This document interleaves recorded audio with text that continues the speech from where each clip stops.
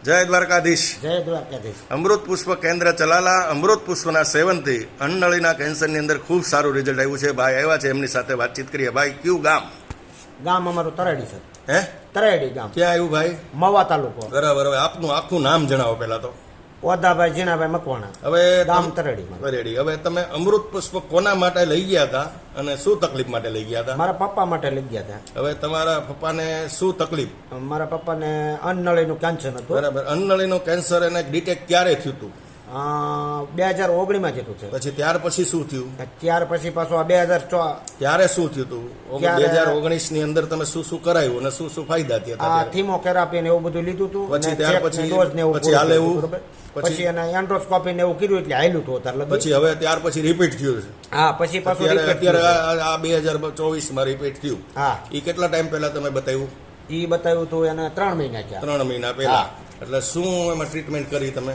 ટ્રીટમેન્ટમાં તો એન્ડોસ્કોપી કરવા રહ્યા એટલે અન્નળી ફાટી ગઈ. જમાય એવું તો હતું જ નહીં. બરાબર. એન્ડોસ્કોપી કરી એટલે અન્નળી ફાટી ગઈ એવું તમારે એવું તમને કહેવામાં આવ્યું? હા. પછી ખાઈ નહોતા શકતા? ખાઈ શકતા નહોતા. એટલે ખાવામાં તો પછી શું પ્રોસેસ કરતા? ખાવામાં પરાણે કઈ રીતે એમ તો પછી પછી ભૂંગળી નાખી દીધી હતી. ભૂંગળીથી તમે? હા, ભૂંગળીથી. એટલે અંદર નળી ટૂંકમાં બેસાડી અનાજ અંદર હોજરીમાં જાય એના માટે નળી મૂકી દે. નળી તો આપણે ડેમેજ હતી. બરાબર. ત્યાર પછી અમૃત પુષ્પનું કેટલી બોટલનું આપણે સેવન કર્યું?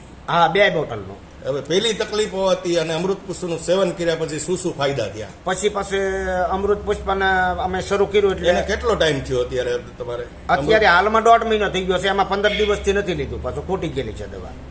અને તો તમારે હાલમાં આ તો તમારે જે નળી બેસાડેલી હતી, હા, તે લીધું તો 1 મહિનો દિવસ. પછી ત્યારે નળી કાઢી ક્યારે? અરે નળી જે બેસાડી હતી ક્યારે કાઢી? એને કાઢી એને 20 જમણ જાય છે. તો અત્યારની કન્ડિશન શું છે જમવાની? અત્યારે નળી કાઢી નાખી એટલે જમવાનું શરૂ થઈ ગયું. કેટલું જમી શકે છે ત્યારે? અડધો રોટલો ખાય છે, ફ્રૂટ ખાય છે, કાજુ બદામ ને જે કાંઈ બધું જમે છે. નોર્મલ માણસ જમી શકે એ રીતે જમી શકે છે. પછી એની શરીરની અંદર જે શક્તિ તો સાહેબ એમાં અન્નળી હતી તે તો ઊભા કરવા પડતા. એવું થતું બહાર લાવવા ઊભા 2 જણા લઈ જતા. અત્યારે તો 5 કિલોમીટર હાલે છે, જમે છે, ખાવા પીવાનું બધું માલઢોર ને નીરે પાવાનું બધું શરૂ જ છે. અત્યારે કમ્પ્લીટ જ છે. આમ ગણો તો કમ્પ્લીટ જ છે. તો તમારી દ્રષ્ટિએ રિઝલ્ટ કેટલું કહી શકાય? રિઝલ્ટ તો સાહેબ લાગે જ છે અમને કે 100% લગભગ. મારા પપ્પાને નહીં ભગવાન વાંધો આવવા દે એવી તો અત્યારે બધું ટૂંકમાં હાવ જે માણસ બેડ રેસ્ટ પથારી વસ હતો માણસ એને બદલે અત્યારે બધા એના કામકાજ કરવા માંડ્યા. કેટલું શકે? અડધો રોટલો ખાય છે. કમ્પ્લીટ. દ્વારકાધીશ ની કૃપા થઈ જ ગઈ. તો તમારો ફોન નંબર જણાવો વાલા. 9924479915. હજી એકવાર બોલી જાઓ. 992447979915. બરાબર. આવી તકલીફ વાળા કોઈ લોકો તમારી આગળ માહિતી માંગે તો અમૃત પુષ્પની જાણકારી. 100% છે. જય દ્વારકાધીશ. જય દ્વારકાધીશ. જય ગુરુ મહારાજ. જય ગુરુ. જય દાન મહારાજ. જય દાન. જય સિયારામ. જય સિયારામ.